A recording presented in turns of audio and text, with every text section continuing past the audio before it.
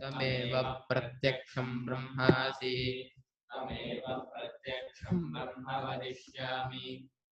तं वदिष्यामि सत्यं वदिष्यामि तन्मामवतु तद्वक्तारमवतु अवतु माम् ॐ शान्ति शान्ति शान्तिः जगत्सर्वं यस्मिन्नेव प्रलीयते येनेदं धार्यते चैव तस्मै ज्ञानात्मने नमः इति मे गुरुभिः पूर्वं पदवाक्यप्रमाणतः व्याख्याताः सर्ववेदान्तास्तान्नित्यं प्रणतोऽस्म्यहम् तैत्तिरीयकसारस्य मयाचार्यप्रसादतः विस्पष्टार्थरुचितां हि व्याख्येयं तं प्रणीयते किंच शरीरं मे विचर्षणं विचक्षणं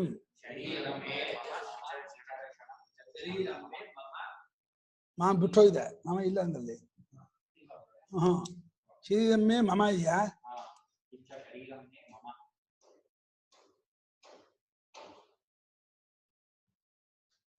शरीरं मे मम विचर्षणं विचक्षणं योग्यमित्येतत्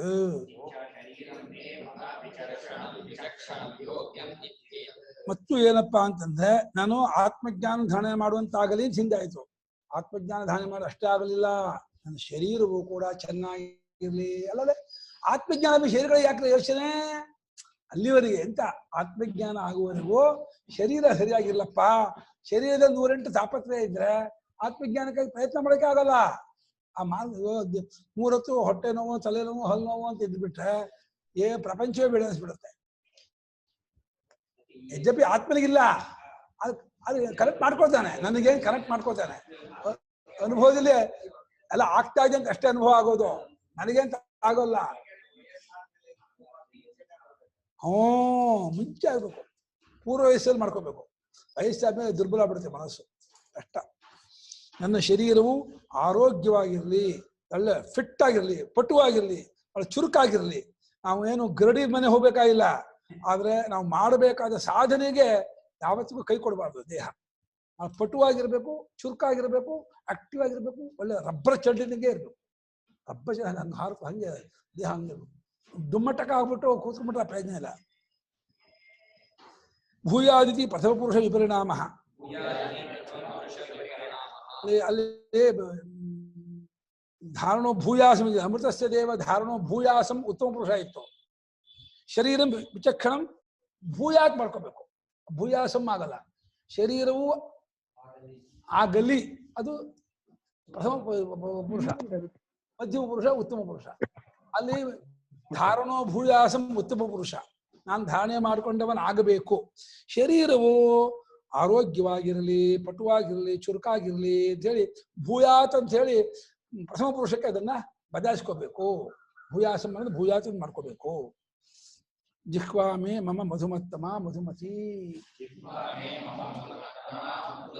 ನನ್ನ ನಾಲಿಗೆಯು ಬಹಳವಾಗಿ ಮಧು ಅಂದ್ರೆ ಸಿಹಿಯಾಗಿ ಬಹಳ ಕೇಳುವವರಿಗೆ ಬಹಳ ಪ್ರಿಯಕರವಾಗಿ ಹಿತವಾಗಿ ಇರುವಂತೆ ಇರಲಿ ಯಾರಿಗೂ ಚುಚ್ಚುದು ಬೇಡ ಅವರಿಗೆ ಮಾತಾಡ್ತಾ ಇದ್ದೆ ಇವು ಒಳ್ಳೆ ಅಮೃತ ರಸ ಸುರಿಸ್ತಾ ಇದ್ದಾರೋ ಅನ್ನೋ ಹಾಗೆ ಅವ್ರಿಗೆ ಹೇಳ್ಬೇಕು ಕೇಳ್ತಾ ಇದ್ದೆ ಆ ಕರ್ಣಾಮೃತ ಕಿವಿಗಳಿಗೆ ಅಮೃತವಾಗಿ ಸುರಿಸ್ತಾ ಇದ್ದಾರೋ ಅನ್ನೋ ಹಂಗೆ ಆಗ್ಬೇಕು ಎಷ್ಟೊತ್ತು ಕೇಳಿದ್ರು ಅವರಿಗೆ ಬೇಜಾರಾಗಬಾರ್ದು ಆ ರೀತಿ ನನ್ನ ನಾಲಿಗೆಯನ್ನು ಮಾಡು ಒಳ್ಳೆ ಸುಂದರವಾದಂತಹ ಪದಗಳು ಒಳ್ಳೆ ಸಂಸ್ಕೃತವಾದಂತಹ ಪದಗಳು ಒಳ್ಳೆ ಲೋಕೋತ್ತರವಾದ ವಿಚಾರಗಳು ಅವರಿಗೆ ಅತ್ಯಂತ ಅದ್ಭುತ ಆಶ್ಚರ್ಯವನ್ನುಂಟು ಮಾಡುವಂತಹ ವಿಚಾರಗಳು ಆ ರೀತಿ ಆಗುವಂತೆ ಮಾಡು ನನ್ನ ನಾಲಿಗೆಯನ್ನ ಮಧುರವಾದಂತಹ ಮಾತನಾಡುವಂತೆ ಅದರಿಂದ ಅತಿಶಯೇನ ಮಧುರ ಭಾಷಿಣಿ ಇತ್ಯರ್ಥ ಬಹಳವಾಗಿ ಮಧುರವಾಗಿ ಸಿಹಿಯಾಗಿ ಹಾಗೆ ಯಾರಿಗೂ ಚುಚ್ಚುವ ನೋವು ಇರುವ ಕೊಂಗಿರುವ ಆ ತರಹ ಮಾತಾಡ್ಬಾರ್ದು ಕೊಂಗು ಮಾತು ಚುಚ್ಚು ಮಾತು ವ್ಯಂಗ್ಯ ಮಾತು ಅದು ಹಿಂಸೆ ಆಗ್ಬಿಡುತ್ತೆ ಆ ರೀತಿ ಆಗೋದು ಬೇಡ ಅಂತ ಕರ್ಣಾಭ್ಯಾಂ ಶ್ರೋತ್ರಾಭ್ಯಾಂ ಭೂರಿ ಬಹು ವಿಶ್ರವಂ ವ್ಯಶ್ರವಂ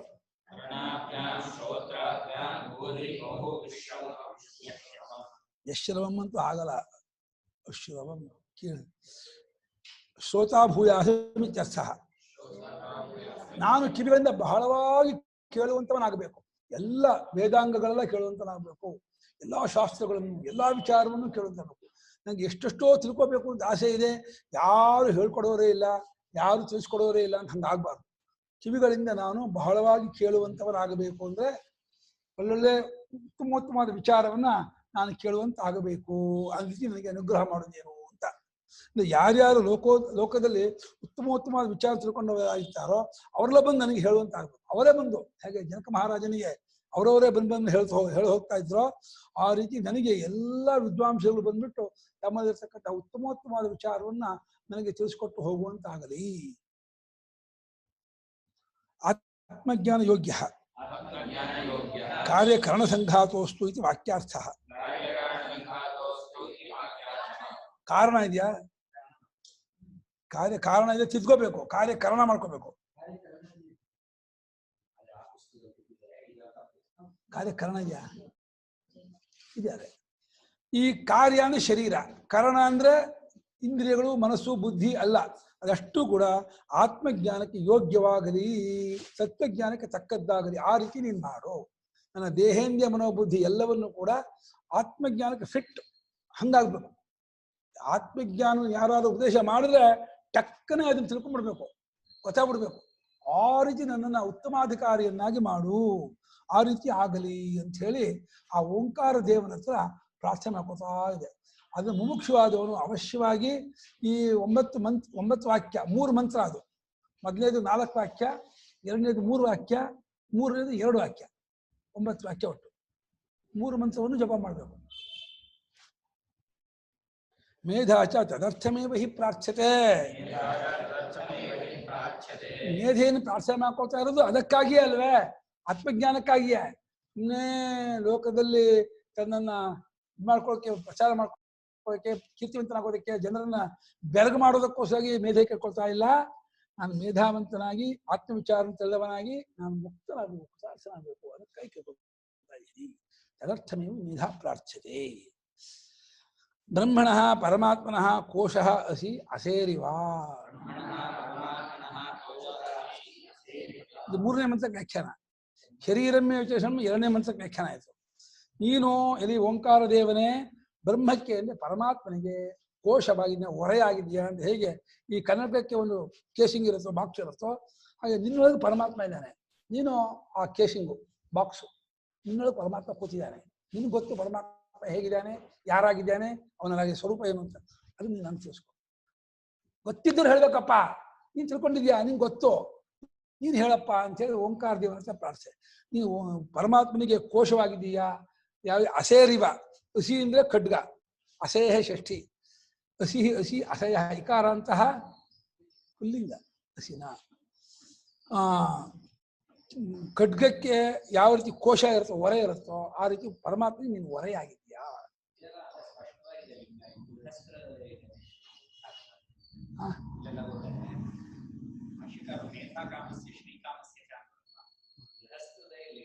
ಹೌದು, ಇದನ್ನು ಇದು ಓಂ ಬರೀ ಓಂ ಜಪ ಅಲ್ಲ, ಇದು ಮಂತ್ರ ಜಪ. ಇದು ಮಂತ್ರ ಜಪ ಎಲ್ಲರಿಗೂ ಉಂಟು. ಅಲ್ಲಿ ಪ್ರಶ್ನೆ ಬಂದರೂ ಕೇವಲ ಓಂಕಾರವನ್ನ ಜಪ ಮಾಡೋದು, ಅನುಸಂಧಾನ ಮಾಡೋದು, ಅದಕ್ಕಾಗಿ ಎಲ್ಲವನ್ನು ಬಿಟ್ಟು ಕೂರಿರಬೇಕು ಅಂತ.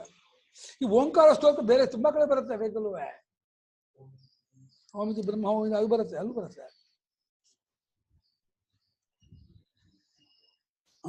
ಉಪಲಬ್ಧಿ ಅಧಿಷ್ಠಾನತ್ವ, ಅರ್ತ್ಕೊಳ್ಳೋದಕ್ಕೆ ಆಶ್ರಯವಾಗಿದೆಯಾ, ಆಧಾರವಾಗಿದೆಯಾ, ಅದು ನಿನ್ನಲ್ಲಿ ತೋರ್ ಬರ್ತಾನೆ ಅಂತ. ಹೇಗೆ ಪದಾರ್ಥ ಮೇಲೆ ಬೆಳಕು ಬಿದ್ದಿರುತ್ತೋ ಹಾಗೆ ನಿನ್ನಲ್ಲಿ ಪರಮಾತ್ಮ ತೋರ್ತಾನೆ. ನಿನ್ನೆ ಪರಮಾತ್ಮ ಇದ್ದಾನೆ, ನಿನ್ನನ್ನು ಕಂಡುಕೊಂಡ್ರೆ ಪರಮಾತ್ಮ ಗೊತ್ತಾಗ್ಬಿಡ್ತಾನೆ. ಪರಮಾತ್ಮನ ಅರಿಯೋದಕ್ಕೆ ನೀನು ಅಧಿಷ್ಠಾನವಾಗಿದ್ದೀಯಾ, ಆಧಾರವಾಗಿದ್ದೀಯಾ, ಆಶ್ರಯವಾಗಿದ್ದೀಯಾ. ಹಾಗಾದ್ರೆ ನೀನು ಪರಮಾತ್ಮನಿಗೆ ಕೋಶವಾಗಿದ್ದೀಯಾ. ಹೇಗೆ ಅಂತಃಕರಣ ಪರಮಾತ್ಮನ ಅರಿಕೊಳ್ಳೋಕೆ ಅಧಿಷ್ಠಾನ ಅಂತ ಅಂತೀವೋ, ತಿಳ್ಕೊಳ್ಳೋ ಜಾಗ ಅಂತ ಅಂತೀವೋ, ಹಾಗೆ ಪರಮಾತ್ಮ ತಿಳ್ಕೊಳ್ಳೋಕೆ ಓಂಕಾರವೂ ಒಂದು ಜಾಗ. ಉಪಲಬ್ಧಿಯಿಂದ ಅರಿವು, ಅರಿಯೋದಕ್ಕೆ ಅಧಿಷ್ಠಾನ ಅಂದ್ರೆ ಆಶ್ರಯ, ನೆಲೆ, ಅದಾಗಿದೆಯಾ ನೀನು ಅಂತ. ತ್ವಮ್ಮಿ ಬ್ರಹ್ಮಣಃ ಪ್ರತೀಕಂ ತ್ವಯಿ ಬ್ರಹ್ಮ ಉಪಲಭ್ಯತೆ.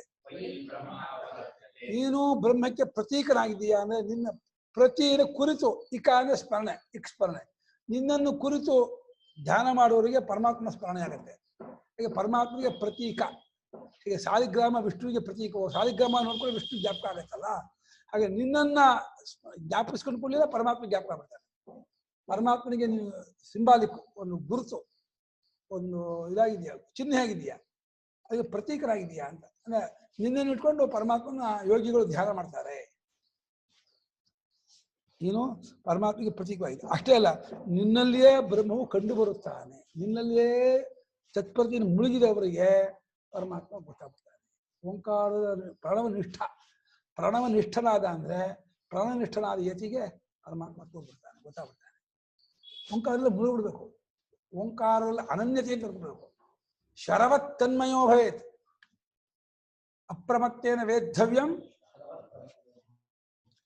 ಆ ಒಂದು ಅಕಾರ ಉಕಾರದಿಂದ ಮಕಾರಕ್ಕೆ ಡೈ ಹೊಡೆದು ಅಕಾರ ಉಕಾರ ಸೇರ್ಕೊಂಡು ಉಕಾರ ಮಕಾರ ಸೇರ್ಕೊಂಡು ಮಕಾರ ಎಲ್ಲವನ್ನೂ ಅಡಗಿಸಿಕೊಂಡು ಅದು ಪರಬ್ರಹ್ಮ ರೂಪ ಅಂತ ನಿನ್ನಲ್ಲಿ ಬ್ರಹ್ಮವು ತೋರು ಬರುತ್ತಾರೆ. ಮೇಧೆಯ ಲೌಕಿಕ ಪ್ರಜ್ಞಾ ಪಿಹಿತ ಆಚ್ಛಾದಿತ. ಮೇಧೆಯಿಂದ ಲೌಕಿಕ ಪ್ರಜ್ಞೆ ಶೈಲಿ. ಈ ಜಾಗದಲ್ಲಿ ಮೇಧಾ ಶಬ್ದಕ್ಕೆ ಲೌಕಿಕ ಪ್ರಜ್ಞೆ ಅಂದ್ರೆ ಧನಕನಕ ವಾಹನ ವಸ್ತು ಯಾರು ಮುಳುಗಿರ್ತಾರೋ, ರಾಜಕೀಯ ಬೇರೆ ಬೇರೆ ವ್ಯವಹಾರದಲ್ಲಿ ಮುಳುಗಿರ್ತಾರೋ ಅವರಿಗೆ ಓಂಕಾರದ ಮಹಿಮೆ ಗೊತ್ತಾಗಲ್ಲ. ಶಬ್ದ ಕುಟ್ಟಾರ ಶಬ್ದ ಇದೆಯಲ್ಲ, ಆ ತರ ಓಂಕಾರ ಶಬ್ದ ಅಂತ ಗೊತ್ತಾಗ.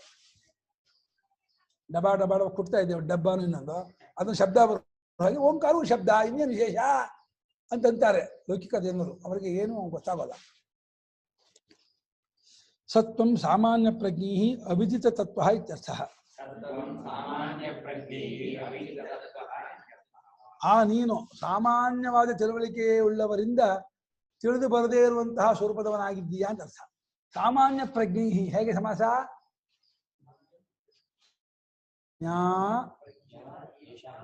ತೇ ಸಾಮಾನ್ಯ ತೇ. ಅವಿದಿತ ತತ್ವ ಹೇಗೆ?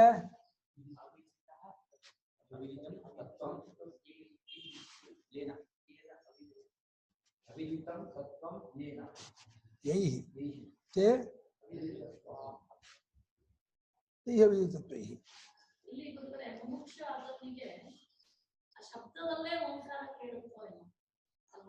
ಅಲ್ಲಿ ಭಾವನೆ ಮಾಡ್ತಾ ಮಾಡ್ತಾ ಮಾಡ್ತಾ ಎಲ್ಲ ಶಬ್ದ ಓಂಕಾರವಾಗಿ ಕೇಳ. ಶಾಂತಿ ಇದೆ, ಹಿಂಗಾಗಿ ಓಂಕಾರ ಹೇಳ್ತಾ ಇದೀವಿ ಅನ್ಸುತ್ತೆ. ಅದು ಶಬ್ದ ಟ್ಯೂಬ್ಲೈಟ್ ಶಬ್ದ ಆಗ್ತಾ ಇದೆ, ಅದು ಓಂಕಾರ ಹೇಳ್ತಾ ಇದೀವಿ ಅನ್ಸುತ್ತೆ. ನಮ್ಮಲ್ಲಿ ರೈಲ್ ಹೋಗ್ತಾ ಇದ್ರೆ ಅದನ್ನೇ ಹೇಳ್ತಾ ಇದೀವಿ ಅನ್ಸುತ್ತೆ. ವೃತ್ತತ ಸುಂದರ, ವೃತ್ತತ ಸುಂದರಂ ಅಂತ ಹೇಳಿ ನನಗೆ ಕಾಶಿ ರೈಲು ವೃತ್ತತ ಸುಂದರಂ ಕರ್ತ ವಿಶ್ವಂಬರಂ ವೃತ್ತತ ಸುಂದರಂ ಕರ್ತ ಹಾಗಡಿಸ್ತಾ ಇದ್ದು ರೈಲು ಸ್ವಭಾವ. ನನಗೆ ರೈಲು ಮಲಗಿದ್ನಲ್ಲ, ಆ ರೈಲು ವೃತ್ತತ ಸುಂದರಂ ಕರ್ತ ವಿಶ್ವಂಬರಂ ವೃತ್ತ ಅದು ಹೇಳ್ತಾ ಇದೆ ಅಂತ. ಸ್ವಭಾವದಿಂದ ಸುಂದರನು ಪರಮಾತ್ಮ.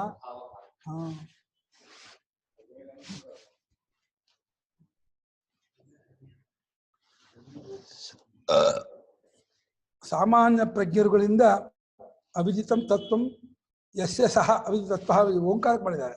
ತತ್ವ ಅಂತ ಗೊತ್ತಾಗದೇ ಇರೋ ತತ್ವ ಉಳ್ಳವನು, ಗೊತ್ತಾಗದೇ ಇರುವ ತತ್ವ ಅಂದ್ರೆ ಸ್ವರೂಪ. ಸಾಮಾನ್ಯ ಪ್ರಜ್ಞೆ ಯಾವನು ಅವನು ಅವಿತತ್ವನು ಅಂತ. ಶ್ರುತಂ ಶ್ರವಣಪೂರ್ವಕಂ ಆತ್ಮಜ್ಞಾನಾಧಿಕಂ ವಿಜ್ಞಾನಂ ಮೇ ಗೋಪಾಯ ರಕ್ಷ. ಏನು ಕೇಳಿದೀನೋ ಅವಸ್ಥಾತ್ವ ವಿಚಾರ ಕೇಳಿರ್ತೀನಿ, ನಿರ್ದಿಷ್ಟ ಪ್ರಕ್ರಿಯೆ, ಪಂಚಕೋಶ ಪ್ರಕ್ರಿಯೆ, ಕಾರ್ಯಕಾಲ ಪ್ರಕ್ರಿಯೆ ಮತ್ತು ವಾಕ್ಯಾರ್ಥ ವಿಚಾರ ಏನೇನೋ ಗುರುಗಳ ಮೇಲೆ ಕೇಳಿರ್ತೀನಲ್ಲ, ಕೇಳಿದಾಗ ಎಲ್ಲ ಹೂ ಹೂ ಹೂ ಗೊತ್ತಾಗುತ್ತೆ. ಇನ್ನು ಹೊರಗೆ ಹೋದ್ಮೇಲೆ ಎಲ್ಲ ಡಿಲೀಟ್ ಆಗ್ಬೇಕು. ಹಂಗಾಗ್ಬಾರ್ದು. ಏನಾಗಬೇಕು? ಶ್ರುತಂ ಮೇ ಗೋಪಾಯ. ಏನು ಹಾಗೆ ಅಚ್ಚಾಗಿ ಇದ್ಬಿಡ್ಬೇಕು, ಊರ್ಕೊಂಡ್ಬಿಡ್ಬೇಕು. ಉಪ್ಪಿನಕಾಯಿ ಉಪ್ಪು ಖಾರ ಊರ್ಕೊಂಡಾಗೇನೆ ನನ್ನ ಮನಸ್ಸಿನಲ್ಲಿ ಅಷ್ಟು ವಿಚಾರವು ಹಾಗೆ ಇಳ್ಕೊಂಡ್ಬಿಡ್ಬೇಕು. ಮತ್ತೆ ಹೊರಗೆ ಹೋಗಕ್ಕೆ ಬಿಡಬಾರ್ದು. ಅಷ್ಟು ಅಬ್ಸರ್ವ್ ಆಗಬೇಕು. ಪೂರ್ತಿ ಹೀರ್ಕೊಳ್ತಲ್ಲ, ಹೀರ್ಕೊಳ್ಬೇಕು. ಆತ್ಮಜ್ಞಾನಾಧಿಕಂ ಯತ್ ಶ್ರವಣಪೂರ್ವಕಂ ಶ್ರುತಂ ಅಂತ. ಆತ್ಮಜ್ಞಾನ ಮುಂತಾದವುಗಳನ್ನು ಶ್ರವಣಪೂರ್ವಕ ಏನು ಕೇಳಿದೀನೋ ಆ ವಿಜ್ಞಾನವನ್ನ ನೀನು ಕಾಪಾಡು, ಮರ್ತು ಹೋಗದೆ ಇರೋ ಹಾಗೆ ನೋಡ್ಕೋ. ಅಷ್ಟು ನನಗೆ ನನ್ನಲ್ಲೇ ಉಳಿದೀನಿ. ತತ್ಪ್ರಾಪ್ತಿ ಅವಿಸ್ಮರಣಾಧಿಕಂ ಕುರು ಇತ್ಯರ್ಥ. ಆ ಆತ್ಮಜ್ಞಾನದ ಪ್ರಾಪ್ತಿ ಮತ್ತು ಆತ್ಮಜ್ಞಾನದ ಅವಿಸ್ಮರಣೆ. ಪ್ರಾಪ್ತಿಯನ್ನು ಮಾಡು, ವಿಸ್ಮರಣೆ ಆಗದೇ ಇರೋ ಹಾಗೆಯೂ ಮಾಡು. ತತ್ಪ್ರಾಪ್ತಿ ಅಂದ್ರೆ ಬ್ರಹ್ಮ ಪ್ರಾಪ್ತಿ ಅಂತ ಮಾಡ್ಬೋದು, ತತ್ ಅಂದ್ರೆ ಆತ್ಮಜ್ಞಾನ ಪ್ರಾಪ್ತಿ ಅಂತ ಮಾಡ್ಬೋದು. ಅಷ್ಟೇ. ಜ್ಞಾನ ಸಿಕ್ಬಿಟ್ರೆ ಪರಮಾತ್ಮ ಸಿಕ್ಬಿಡ್ತಾನೆ. ಪರಮಾತ್ಮ ಸಿಕ್ಕಿದವನೇ, ಅಜ್ಞಾನದಿಂದ ಸಿಕ್ಕದೇ ಇರುವಂತಾಗಿದ್ದಾನೆ. ಜ್ಞಾನದಿಂದಲೇ ಪರೋಕ್ಷವಾಗಿ, ಅಜ್ಞಾನದಿಂದ ಪರೋಕ್ಷವಾಗಿ ಜ್ಞಾನದಿಂದ ಸಿಕ್ಕಿದಂತ ಆಗ್ತಾನೆ. ತತ್ ಪ್ರಾಪ್ತಿ ಅಂತ ಆದ್ಮೇಲೆ ಅವಿಸ್ಮರಣೆ ಎಲ್ಲಿಂದ ಬರುತ್ತೆ ಗುರುಗಳೇ? ಅಲ್ಲ, ತತ್ಪ್ರಾಪ್ತಿ ಆಗುವುದರ ಮೂಲಕ ಅವಿಸ್ಮರಣೆ ಆಗಲಿ ಅಂತ ಪ್ರಾರ್ಥನೆ. ಅದರ ಪ್ರಾಪ್ತಿ ಆಗುವುದರ ಮೂಲಕ ನಮಗೆ ವಿಸ್ಮರಣೆ ಆಗದೇ ಇರೋ ಹಾಗೆ ಮಾಡ್ಕೋ, ಅದು ಪ್ರಾಪ್ತಿ ಮಾಡ್ಕೊಡು, ಅವಾಗ ಅವಿಸ್ಮರಣೆ ಆಗುತ್ತೆ, ಅದೇ ರೀತಿ ಮಾಡ್ಕೊಡು ಅಂತ. ಜಪಾರ್ಥಾಹ ಏತೇ ಮಂತ್ರಾಹ ಮೇಧಾ ಕಾಮಸ್ಯ. ಈ ಮಂತ್ರ ತಗೊಂಡು ಸ್ವಾಹ ಮಾಡಕ್ ಹೋಗ್ಬೇಡಿ, ಈ ಮಂತ್ರ ತಗೊಂಡು ಜಪ ಮಾಡಿ. ಮೇಧಾ ಕಾಮನಾದವನಿಗೆ ಈ ಮಂತ್ರಗಳು ಜಪಕ್ಕಾಗಿ ಇರ್ತಕ್ಕದ್ದೇ ಹೊರತು ಹೋಮಕ್ಕೂ ಅಲ್ಲ, ತರ್ಪಣಕ್ಕೂ ಅಲ್ಲ, ಪೂಜೆಗೂ ಅಲ್ಲ. ಏನ್ ಮಾಡ್ಬೇಕು? ಕೂತ್ಕೊಂಡು ಜಪ ಮಾಡಬೇಕು. ಛಂದಸಾಮೋ ವಿಶ್ವರೂಪ. ಅರ್ಥ ಆಯ್ತಾ? 9 ವಾಕ್ಯಕ್ಕೆ ಅರ್ಥ ಇದೆಯಾ? ಹೇಳ್ಬೇಕು. ನಾಳೆ ಕೇಳ್ತೀನಿ, ಇವಾಗಲ್ಲ. ಇವಾಗ ಗ್ಯಾಪ್ ಇದ್ದಂಗೆ ಆಗುತ್ತೆ. ನಾಳೆ ಏನೋಪ ಅಮೃತಸ್ಯ ದೇವ ಧಾರಣೋ ಭೂಯಾಸಂ ಅಮೃತಸ್ಯ ದೇವ ಧಾರಣೋ ಭೂಯಾಸಂ. ದೇವನೇ ಅಮೃತಸ್ಯ ಆಗ ಏನೋ ಮಾರಾಯ. ಹಾ ಆಯ್ತು. ಅಮೃತಸ್ಯ ಪರಮಾತ್ಮನಃ ಧಾರಣ. ದೇವನ ಓಂಕಾರಕ್ಕಲ್ಲ ಅಮೃತ. ದೇವ ಯಾವ ಭಕ್ತಿ, ಅಮೃತಸ್ಯ ಯಾವ ಭಕ್ತಿ ವಿಶೇಷ ಮಾಡ್ತೀಯಲ್ಲ. ದೇವ ಯಾವ ಭಕ್ತಿ ಹಂಗ್ ವಿಶೇಷ ಆಗುತ್ತೆ. ಅಮೃತಸ್ಯ ದೇವನ ಹೆಂಗ್ ಮಾಡ್ತೀಯ? ಹೇ ದೇವ ದೇವನಾಗ್ಬೇಡ, ಹೇ ದೇವ ದೇವನಾಗ್ಬೇಡಪ್ಪ. ತುಂಬಾ ಧಾಮ ತುಂಬಾ ಎಲ್ಲಿದೆಯಾ ಅಲ್ಲಿ? ತುಂಬಾ ಎಲ್ಲಿದೆಯಾ ಅಲ್ಲಿ? ತುಂಬಾ ಪದವೇ ಇಲ್ಲ.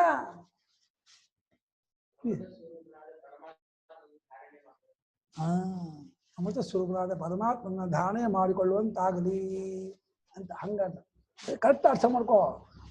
ಪದಶಃ ಲಿಂಗ ವಿಭಕ್ತಿ ವಚನ ನೋಡ್ಕೊಂಡು ಕರೆಕ್ಟ್ ಅರ್ಥ ಮಾಡ್ಕೊಂಡು ಊಡಿಸ್ಕೊಂಡ್ರೆ ಅದು ಕರೆಕ್ಟಾಗಿ ಓಡುತ್ತೆ. ಸುಮ್ಮನೆ ಏನೋ ಓರಲ್ಲ ಒಂದು ಅರ್ಥ ಮಾಡ್ಕೊಂಡ್ರೆ ನಿಲ್ಲಲ್ಲ ಅದು.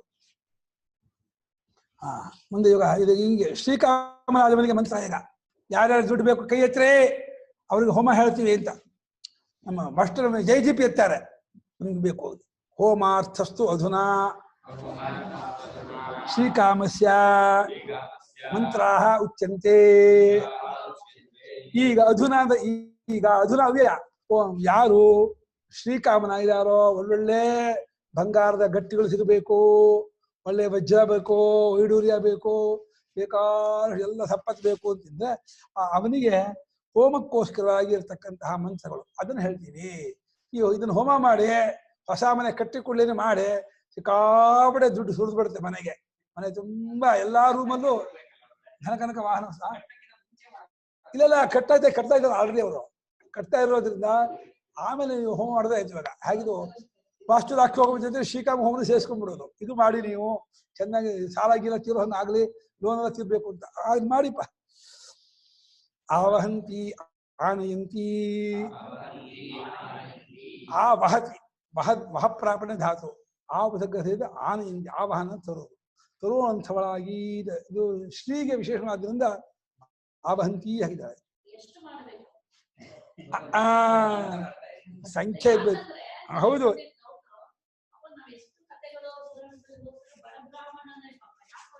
ಯಾವ ಬ್ರಾಹ್ಮಣರು ಬಡವರಿಲ್ಲ, ಎಲ್ಲ ಬಡವರು. ಯಾವ ಬಡವ?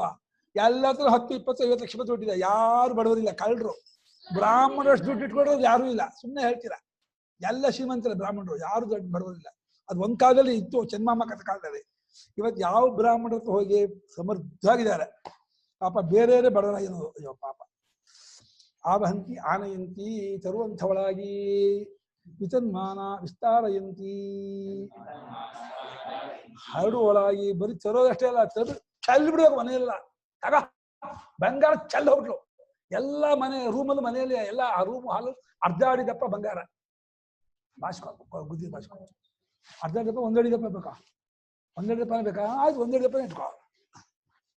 ಚೆಲ್ಲುವಂಥವಳಾಗಿ ತನೋತೆ ತತ್ಕರ್ಮತ್ವ,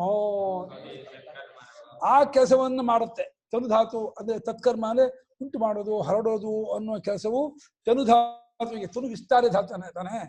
ತನು ವಿಸ್ತಾರಯನ್ ಧಾತು ಆದ್ದರಿಂದ ತನು ಧಾತುವಿಗೆ ಆ ವಿಸ್ತಾರಯಂತಿ ಅನ್ನೋ ಕೆಲಸವು ಇದಕ್ಕೆ ಇದೆಯಾದ್ದರಿಂದ ಹರಡುವಳಾಗಿ ತಂದು ಒಡ್ಡುವಳಾಗಿ ಮನೆ ತುಂಬಾ ಧನ ಕನಕ ವಾಹನ ವಸ್ತು ತುಂಬ ಹೋಗ್ಬಿಡ್ಬೇಕು ಮನಸ್ಸಲ್ಲಿ ಮನೆಯಲ್ಲಿ. ಎಲ್ಲಿ ನೋಡಿದ್ರು ಕನಕ, ಎಲ್ಲಿ ನೋಡಿದ್ರು ವಾಹನ, ಎಲ್ಲಿ ನೋಡಿದ್ರು ಬೇರೆ ಬೇರೆ ಇದು ಅಷ್ಟು ತುಂಬ ಹೋಗ್ಬೋದು ಮನೆಯಲ್ಲಿ. ಕುರ್ವಾಣ ನಿರ್ವರ್ತಯಂತಿ ಅಚೀರಂ ಅಚಿರಂ ಕ್ಷಿಪ್ರಮೇವ. ಕುರ್ವಾಣ ನಿರ್ವರ್ತತೆ ಉಂಟು ಮಾಡುತ್ತಾ ಅಂತ. ಅಚೀರಂ ಅಂದ್ರೆ ಅಚಿರಂ ಬೇಗನೆ ಅಂತ. ಜೀರಿಗೆ ಲೇಟ್ ಮಾಡಬಾರ್ದು. ನಮಗೆ ಇನ್ನು 10-20 ವರ್ಷ 30 ವರ್ಷ ಮೇಲೆ ಬರುತ್ತೆ ಅಂದ್ರೆ ಹಲ್ಲಿದ್ದ ಕಟ್ಲೆ ಬಂದು ಏನ್ ಪ್ರಯೋಜನ? ಹಲ್ಲಿದ್ದಾಗ ಕಟ್ಲೆ ಬಂದೇ ತಿನ್ಬಹುದಾ? 80 ವರ್ಷ ಮೇಲೆ ಕಡ್ಲೆ ಕೊಟ್ರೆ ತಿನ್ನಕ್ಕಾಗಲ್ಲ, ಬಡಕ್ಕಾಗಲ್ಲ, ಪ್ರಯೋಜನ ಇಲ್ಲ. ಹಂಗಾಗಬಾರ್ದು. ಈಗಲೇ ನಾಳೆ ನಾಡ್ದೊಳಗೆ ಬಂದ್ಬಿಡ್ಬೇಕು ಬೇಗನೆ. ಅಚಿರಂ ಅಂದ್ರೆ ಕ್ಷಿಪ್ರಂ, ಬೇಗನೆ ನಮಗೆ ಸಂಪತ್ತನ್ನು ತಂದು ಕೊಡುವಂಥವಳಾಗಿ. ಅಂದ್ರೆ ಮಾಡ್ಕೋತಾ ಇದ್ದಾನೆ ಮನೆಯ ಬೇಗ ಮಾಡ್ಕೊ. ಛಾಂದಸೋ ದೀರ್ಘ. ಚೀರಮ ಇದಿಲ್ಲ ದೀರ್ಘ, ಅದು ವೈದಿಕ ಪ್ರಯೋಗದಿಂದ ಚೀರ ಆಗಿದೆ ಹೊರತು ಚಿರಂ ಅಂತ. ಅಚಿರಂ ಬೇಗನೆ ಇದೆ. ಚಿರ ಅಂದ್ರೆ ಲೇಟು, ವಿಳಂಬ, ತಡ ಅಂತ. ಅಚಿರ ಅಂದ್ರೆ ತಡ ಮಾಡದೆ, ವಿಳಂಬ ಮಾಡದೆ, ಹೊತ್ತು ಮಾಡದೇನೆಯೇ ನಾನು ಹೇಳಿ ಮುಗಿಸಿಲ್ಲ ಬಂದ್ ಬಿಡ್ಬೇಕು. ಹಂಗಾಗಬೇಕು. ಗೊತ್ತಾಯ್ತಾ? ಓಂಕಾರ ದೇವನ್ನೇ ಪ್ರಾರ್ಥನೆ ಮಾಡ್ತೇವೆ. ದೇವ ಅವನೇ, ದೇವತೆ ಬೇರೆ ಅಲ್ಲ, ದೇವತೆ ಓಂಕಾರವೇ. ಓಂಕಾರ ದೇವತೆ ಹತ್ರ ನನಗೆ ನೀನು ಸಂಪತ್ತನ್ನ ಚೆನ್ನಾಗಿ ತಂದುಕೊಡು, ಸಮೃದ್ಧಿಯಾಗಿ ಮನೆ. ಶ್ರೀ ತಾನೆ. ಎಂಥ ಶ್ರೀ ಅಂದ್ರೆ ಈ ಶ್ರೀ, ಈ ಓಂಕಾರ ತಂದುಕೊಡೋ ಶ್ರೀಗೆ ವಿಶೇಷಣ ಇದು ಅಲ್ಲ. ಓಂಕಾರ ದೇವತೆಯು ಇಂಥ ಶ್ರೀ ಅಂತ ತಂದ್ಕೊಡ್ಲಿ ಅಂತ ಶ್ರೀಗೆ ವಿಶೇಷಣ. ಚಿರಂಬಾ ಕುರ್ವಾಣ. ಹಾಗೆ ಚಿರಂಬನಕ್ಕೆ ಬಹಳ ಲೇಟ್ ಅಂದ್ರೆ ಲೇಟ್ವರೆಗೂ ದರ್ಶ ಮಾಡು, ಬಹಳ ಕಾಲದವರೆಗೂ, ಮಕ್ಕಳು ಮೊಮ್ಮಕ್ಕಳು ಮರಿಮಕ್ಕಳು ಕಾಲದವರೆಗೂ ಹಾಗೆ ಮಾಡುವಂತಲ್ಲ ಮಾಡಿ. ತಡವಾಗಿ ದೀರ್ಘಕಾಲದವರೆಗೆ ಇವತ್ತು ತಂದೆ ನಾಳೆ ಇಲ್ಲವೇ ಇಲ್ಲ ಅಂತಂದ್ರೆ ಪ್ರಯೋಜನ ಇಲ್ಲ. ಇವತ್ತಂದ ಐಶ್ವರ್ಯ ಸಪ್ತಕಲವರೆಗೂ ಹೋಗ್ಬೇಕು, ಕಂಟಿನ್ಯೂ ಆಗ್ಬೇಕು. ಅವನಿಗೂ ಹೇಳ್ಬೇಕು, ನೆಪ ನೀವು ಹಾಗೆ ಹೋಮ ಮಾಡು, ಇನ್ನಿನ ಮುಂದೆ 7 ಸಲವರೆಗೆ ಮುಂದೆ ಹೋಗ್ಬೇಕು ಅಂತ.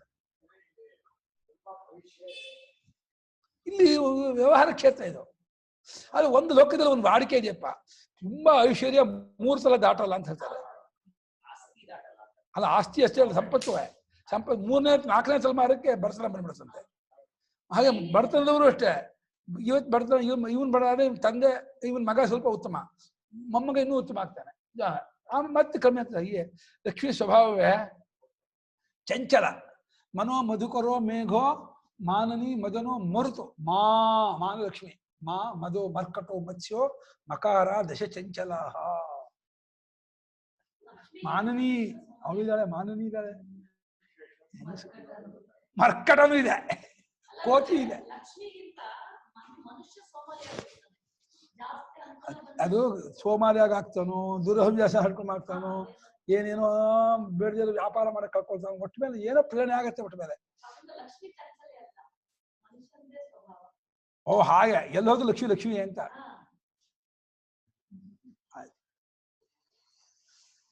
ಆತ್ಮನಃ ಮಮ. ಆತ್ಮನಲ್ಲಿ ಪರಮಾತ್ಮ ತಗೊಂಡ್ಬಿಡಿ, ಜ್ಞಾನ ಪ್ರಕರಣ ಅಲ್ಲ. ನನಗೆ ಈ ದೇಹೇಂದ್ರಿಯ ಸಂಘಾತ ಕೂಡ್ಕೊಂಡಂತ ನನಗೆ ಲಕ್ಷ್ಮಿ ಚೆನ್ನಾಗಿ ಬಹಳ ಕಾಲ ಇರುವಂಗೆ ಸಮೃದ್ಧವಾಗಿಲ್ಲ. ಮೂಟೆಯಲ್ಲಿ ಬಂಗಾರ ಇರಬೇಕು ಮನೆ. ಗೊತ್ತಾಯ್ತಾ? ಮೂಟೆ ಇಟ್ಕೆ. ನೋಡಿ, ನಮ್ಮ ಇವರು ನಾಗರಾಜ್ ಅವರು ಮನೆ ಇಟ್ಕೆ ಎಲ್ಲ ಹಂಗೆ ಇದೆ, ಯೋಚನೆ ಮಾಡಬೇಡಿ ಅಂತ ಇದ್ದಾರೆ. ಆಗಲಿ. ಕಿಮಿತಿ ಯಾವ್ಯಾವ ಸಂಪತ್ತು ಅಂತ ಕೇಳ್ತಿದ್ದೀರಾ? ಅದಕ್ಕೆ ಹೇಳುತ್ತೆ, ವಾಸಾಂಶಿ ವಸ್ತ್ರಾಣಿ ಮಮ ಗಾವಶ್ಚ ಇದು ಯಾವತ್. ಗಾವ ಪ್ರಥಮ ಬಹುವಚನ. ಹಸುಗಳು ಅಲ್ಲ, ಹಸುಗಳನ್ನು ಆಗ್ಬೇಕು. ಗಾಹ ಆಗ್ಬೇಕು. ಗಾಮ್ ಗೋ ಗಾಹ. ತರುವಂಥವಳು ಯಾವ್ದನ್ನ ಅಂದ್ರೆ ಹಸುಗಳನ್ನ. ಹಸುಗಳು ತರುವಂಥವಳು ಅಲ್ಲ, ಹಸುಗಳನ್ನ. ಮಾಸಾಗು ನಮ್ಮ ಗಾವಶ್ಚ ಇದೆ, ಆಸಾಗು ನಮ್ಮ ಗಾಶ್ಚ ಅಂತ ಬೇಕಾಯ್ತು. ಶ್ರುತಿ ಆತರದಿಂದ ಏನೇನೋ ಹೇಳ್ಬಿಡತ್ತೆ. ಔಷಧ ಶ್ರುತಿಗೆ. ನಮ್ಮ ಶಿಂಗು ಹೇಳಿದಂಗೆ ಯಜ್ಞೇನ ಯಜ್ಞಮಯಜಂತ ದೇವ ಅನ್ನಂತೆ. ಯಜ್ಞೇನ ಯಜ್ಞಮ ಯಜಂತ ದೇವ ಹೇಳ್ಬೇಕು. ಯಜ್ಞೇನ ಯಜ್ಞ ಯಜಂತ ಅಂತ ಹೇಳ್ದಂಗೆನೆ ಆಸಾಗು ನಮ್ಮ ಗಾವಶ್ಚ ಹೇಳ್ಬಿಡ್ತು. ಅಷ್ಟನೋ ಹಂಗೆ ಅರ್ಥ ಹಂಗೆ ಮಾಡ್ಕೊಂಡು ಬಟ್ಟೆಗಳನ್ನ ಒಳ್ಳೊಳ್ಳೆ ವೆಲ್ವೆಟ್ ಬಟ್ಟೆ ಬರಬೇಕು, ಪೀತಾಂಬರ, ಒಳ್ಳೊಳ್ಳೆ ಇದು ಪಟ್ಟು, ರೇಷ್ಮೆ, ಮೆಸು ಸಿಲ್ಕು. ಸುಮ್ಮನೆ ರೈತರ ಪಂಚೆ ಅಲ್ಲ, 550 ಪಂಚೆ ಬರ್ತದೆ, 550 ನಂಬರು ಭಾರ, ಅದು ಆ ಪಂಚೆ ಬೇಡ. ಪರಮಸುಕ್ಕು ಪಂಚೆ ಒಳ್ಳೆ ಇದಿದ್ದು ಆತ ಒಳ್ಳೊಳ್ಳೆ ಬಟ್ಟೆಗಳು ಬರ್ತಾ ಇರ್ಲಿ. ಹಸುಗಳು ಬೇಕಮ್ಮ, ಹಸುಗಳು ಅಂದ್ರೆ ಯಾರು ಬೇಡ ಅಂತಾರೆ. ಅಯ್ಯಯ್ಯೋ, ಹಸುಗಳು ಮಾತ್ರ ಮನೇಲಿರೋ ಹಸುಗಳೇ ಸಾಕು. ಕಾರ್ ಬರ್ಲಿ, ಹಸು ಜಾಗಕ್ಕೆ ಬೆಂಚ್ಗಾರ. ಮೊನ್ನೆ ಏನೋ ಬೆಂಚ್ಗಾರನ್ನ 70 ಲಕ್ಷದ 15 ಲಕ್ಷಕ್ಕೆ ಮಾರ್ಬಿಟ್ಟು ಅಂತ ಒಂದು ವಾಟ್ಸಪ್ ಆಗಿ ಯಾರ್ದು ಇದೆ, 15 ಲಕ್ಷಕ್ಕೆ ಬೆಂಚ್ಗಾರ. ಅದು ಇನೋವಾ, ಫಾರ್ಚುನರು ಅಂತ ಬರಲಿ ಅಂತ ಅವಳದ್ದು ಅರ್ಥ. ಅನ್ನಪಾನೇತ ಸರ್ವದ, ಅದು ಪ್ರತಿ 2 ಗಂಟೆಗೂ ಟೀ ತಗೊಳ್ತೀರಾ, ಕಾಫಿ ತಗೊಳ್ತೀರಾ, ಜ್ಯೂಸ್ ತಗೊಳ್ತೀರಾ, ಹಾಲು ತಗೊಳ್ತೀರಾ, ಬರ್ತಾ ಇರ್ಬೇಕು ಸರ್ವದ. 2 ಗಂಟೆ 1 ಗಂಟೆ ವಿಚಾರ ಇರ್ಬೇಕು. ಇನ್ ಬಿಟ್ವೀನ್ ಹಾಲು ಇದು ಮಧ್ಯದಲ್ಲಿ ಸ್ನ್ಯಾಕ್ಸು, ಏನಾದ್ರು ಹುರಿದ ಗೋಡಂಬಿನೋ, ಖಾರದ ಗೋಡಂಬಿ, ಏನಾದ್ರು ಚಿಪ್ಸು, ಇನ್ನೇನಾದ್ರೂ ಶೇಂಗಾ ಬೀಜ, ಇದಾದ್ರು ಮಧ್ಯ. ಆಮೇಲೆ ಮಧ್ಯಾಹ್ನ ಊಟ ಆದ್ಮೇಲೆ ಸ್ವಲ್ಪ ವಿಶ್ರಾಂತಿ. ಎದ್ದು ಕೂಡಲೇ ಮತ್ತೇನಾದ್ರು ಒಂದು ಬಾಯಿಗೆ, ಫಸ್ಟ್ ಬಾಯಿಗೆ, ಆಮೇಲೆ ಕಾಫಿ ಬಾಯಿಗೆ ಒಂದು ಚಿಪ್ಸು, ಆಮೇಲೆ ಕಾಫಿ, ಆಮೇಲೆ ಹೀಗೆ ಕೊಡ್ತಾ ಇರ್ಲಿ ಯಾವಾಗ್ಲೂ. ಅಲ್ಲಿಗೆ 2 ತಿಂಗಳಿಗೆ ಬಾಗಿಲ ಹೊಡಿಬೇಕಾಗಿದೆ, ಯಾವ ಬಾಗಿಲು ಹಿಡಿಸಲ್ಲ ಇವನು. ದುಮಟಕ ಹಾಕೋಗ್ಬಿಡ್ತಾರೆ, ಇಲ್ಲ ಕಾಯಿಲೆ ಬರುತ್ತೆ. ಚೆನ್ನಾಗಿರುತ್ತೆ ಈ ದೇವತಾ ಅನುಗ್ರಹದಿಂದ. ಆರೋಗ್ಯ ಚೆನ್ನಾಗಿ ಕೊಟ್ಬಿಟ್ಟು, ಚೆನ್ನಾಗಿ ಅನ್ನಪಾನೀಯ ಕೊಟ್ಬಿಟ್ರೆ ಆಗ ಸ್ವರ್ಗಕ್ಕೆ ಕಿಚ್ಚಾಕೆ. ಇದು ಕೇಳ್ತಾನೆ,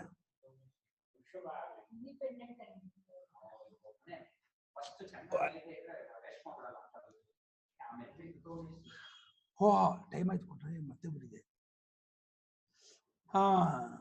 ಅನ್ನಪ ಏವಮಾದೀನಿ ಕುರ್ವಾಣ ಶ್ರೀಹಿ ಯಾಹ ತಾನ್ ತತಃ ಮೇಧಾ ನಿರ್ವರ್ತನಾತ್ ಪರಂ ಆವಹ ಆನಯ. ಈ ಪ್ರಕಾರದ್ದಾಗಿರುವ ಸಂಪತ್ತನ್ನು ಉಂಟು ಮಾಡುತ್ತಾ ಆ ಸಂಪತ್ತನ್ನ ಆಮೇಲೆ ಅಂದ್ರೆ ಒಳ್ಳೆ ತಿಳುವಳಿಕೆ ಕೊಟ್ಟು ತಂದ್ಕೊಡು. ತಿಳುವಳಿಕೆ ಐಶ್ವರ್ಯ ಮಾತ್ರ ಕೊಡಬೇಡ. ಯಾಕೆಂದ್ರೆ ಅಮೇಧಸೋಹಿ ಶ್ರೀಹಿ ಅನರ್ಥಾಯೈವ. ತಿಳುವಳಿಕೆ ಇದೆ ಜನರಿಗೆ ಐಶ್ವರ್ಯ ಬಂದ್ಬಿಟ್ರೆ ಇನ್ನೊಬ್ಬರನ್ನ ಕೆಡಕ್ ಮಾಡೋದಕ್ಕೆ, ಹಾಳು ಮಾಡೋದಕ್ಕೆ ಅದಕ್ಕೆ ಉಪಯೋಗಿಸ್ಬಿಡ್ತಾನೆ. ತಾನು ಕುಡುಕನಾಗ್ಬಿಡ್ತಾನೆ. ಇನ್ನೇನೋ ಕುದುರೆ ಜೂಜೋ, ಕುದುರೆ ಇದು ರೇಸ್ ಹೋಗೋದು, ಇಸ್ಪೀಟೋ ಏನೋ ಆಗ್ಬಿಟ್ಟು ಕರ್ಕೊಂಡ್ಬಿಡ್ತಾನೆ.